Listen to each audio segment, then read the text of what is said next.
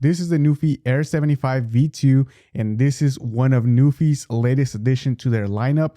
And luckily, it looks like Nuphy is going in the right direction by now adding QMK and VIA compatibility to their keyboard lineup. And Nuphy isn't the only company to do this, but lately it feels like mechanical keyboards, as they're kind of exploding and everyone's getting into them, low profile mechanical keyboards are also getting more and more popular. Even a huge company like Logitech ended up giving their MX keys a lineup, a refresh by being the MX mechanical, including the mini and the full size as well. And this refresh of the lineup kind of is feeding into that mechanical keyboard community for the low profile keyboards. And I, for one, have always criticized the Nuphy Console because it's something that really wasn't useful. I'm used to using VIA Online to set up all of my keyboards, but now with the Air 75 V2, which comes 2 years after the V1, we finally get VIA and QMK compatibility. So if you do like to kind of reset your whole keyboard and set up different macros, you can do that now on this Nuphy Air 75.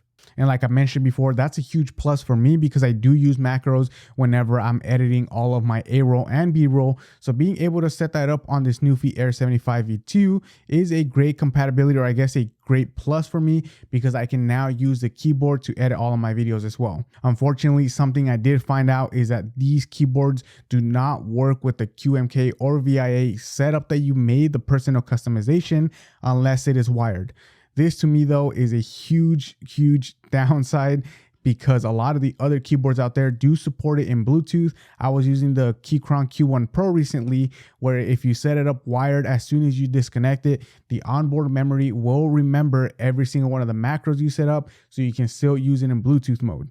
Now, I will say that Nuphy did send out this keyboard to me to test out. They are not paying me. They are not sponsoring this video, but they did send it out so I can test it out and see what features are great and what features don't work. And Nuphy, if you are listening, having onboard memory would be a huge plus. It would be a huge addition to any of the refreshes you're coming out with, whether you're refreshing the Air 60 or the Air 96, or really any of your Halo versions. If you're switching them to QMK VIA compatibility, please add onboard storage so that that setting is saved once you switch back to Bluetooth mode, so you can still take your keyboard wherever you're going and still have that configuration available. This keyboard did get some nice upgrades though over the V2 in terms of typing, sound, and feel.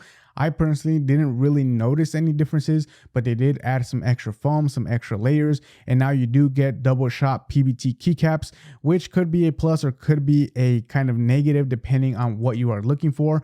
I personally actually really like the ABS shine through keycaps, especially on low profile keyboards, because whenever it gets dark, or really it just kind of shines through and it looks a lot better than having these double shot PBT keycaps where you can barely even see the light, because these keycaps are very low profile and they're very short, so they kind of all blend together and there's not that much space for the light to shine through.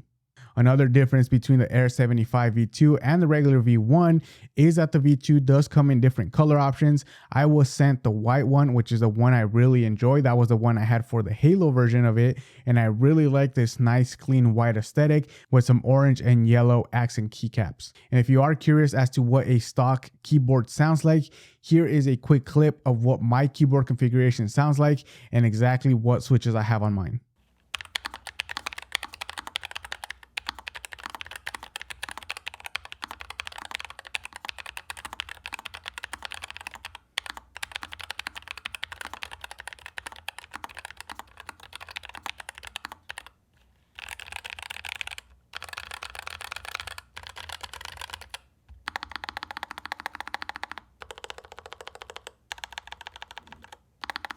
And as you guys can see, the design language of the Air family has now fully integrated into what we saw on the Halo, with the different color options for light theme, dark theme, as well as having that regular color of the V1 Air 75 if you really like that staple color. And now with the double shot PBT keycaps, you do get a slightly different sound profile, which is barely noticeable, but it is there, especially if you're used to typing on ABS keycaps. Like I mentioned though, these double shot PBT keycaps are not shine through, but Nuphy does offer different color options. If you want to go with the shine through ones, they even offer a white and a dark theme option if that's exactly what you want to do with your keyboard. Another different design on now the Air 75 V2 is the difference in the feet. You do now get two different options for kick up feet, And these feet honestly are very sticky, they're very sturdy. You'll even see here whenever I set up either level 1 or 2, whenever I try and slide my keyboard around, the keyboard do get stuck to the desk and it actually tips over the keyboard back to level 1.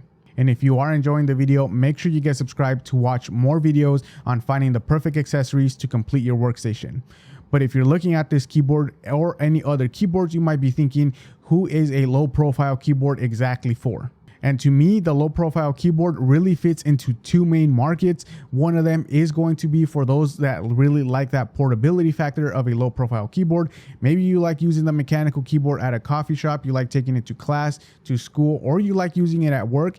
Being able to kind of transport your keyboard from your home to the coffee shop easily is going to be a huge benefit of going with a low profile one versus a regular size keyboard. And even though there are other low profile keyboards such as the Apple keyboard or the MX keys, the Air 75 V2 is really for those that want a mechanical keyboard, but they still want to have that portability factor of something like the Apple keyboard where you can take it anywhere and still be able to just stuff it in your backpack and not take up much space. And the second market that I think low profile keyboards are really great for is going to be for those that have wrist pain. Maybe you've been using a high profile keyboard a lot already and now your wrists are starting to hurt. So you're looking for a solution, or the other way around. Maybe you started with something like an Apple keyboard and you want to get more into the mechanical keyboard. Like I titled my MX mechanical mini keyboard review, I called it the half step. These are great half step options where if you're used to a low profile keyboard and you want to go to a complete mechanical keyboard and you really want to test the waters, see kind of how you like it, low profile keyboards are great for that because they aren't tall enough for you to really get any wrist pain, but you still get a little bit of that mechanical keyboard feel. But obviously, if you do have really chronic wrist pain, I do recommend that you still stick with a chiclet style keyboard because that is going to be a lot easier on the wrists than any mechanical keyboard. And not only that, but low profile mechanical keyboards do have other different downsides to them. And the main one is that even though they are mechanical keyboards, if you really want a mechanical feel, maybe you want a switch that's super tactile, you won't be able to get that with a mechanical keyboard that's low profile, just because the travel distance for you to actuate the switch is going to be a lot shorter. So that bump that's going to give it the tactility is also going to be a lot shorter as well. If you really want a keyboard that's going to be tactile, I do recommend that you go with a regular profile keyboard and you get something like XDA keycaps that are going to be a little bit lower and they're going to be a little easier on the wrist, and you can still get that normal profile keyboard and get some really tactile switches with it.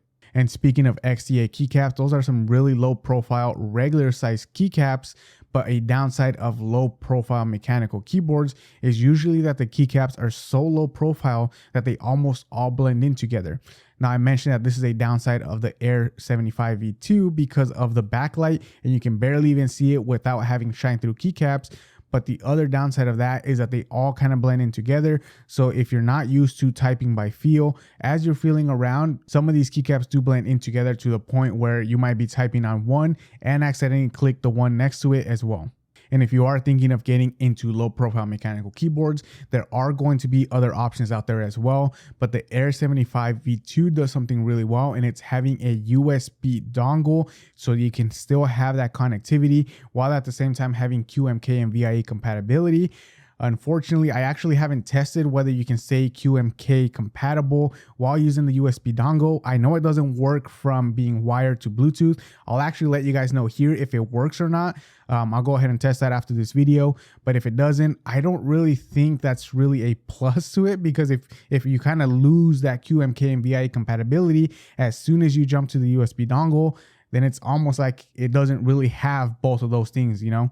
So really that kind of brings it back down to a lot of the other keyboards out there that don't really have the VIE compatibility and still have a USB dongle. The one that I can think off the top of my head is the MX Mechanical Mini. That's going to be very similar to the Air 75. You still get some customization through the Logi Options app. I personally am using the MX Keys Mini, not the mechanical version, and I still enjoy the customization that you can do through the Logi Options app. So you can still be using that similar to the Air 75 whereas the Air 75 V2 kind of offers you no customizability if it doesn't work with the USB dongle. So really the Nuphy Air 75 V2 is more similar to the Keychron low profile keyboards, and even though Keychron doesn't really offer different color options or as much of a variety as Nuphy, Keychron does still have that QMK VIA compatibility that works with Bluetooth as well if it's anything like the Q1 Pro, so you can set it up especially for a specific configuration and then take it Bluetooth and still take it around wherever you're going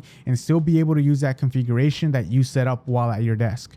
This is why Keychron is still one of the better companies out there for anyone trying to get into mechanical keyboards. They have a ton of different configurations available. You can get a 65, a 60, you can jump up to 100%, and they're available usually across the board with low profile or regular profile. And then they also have their more premium Q option series, and they're all really great. They work straight out of the box. But if you really need that USB dongle, the Nuphy works. You just can't customize it as much.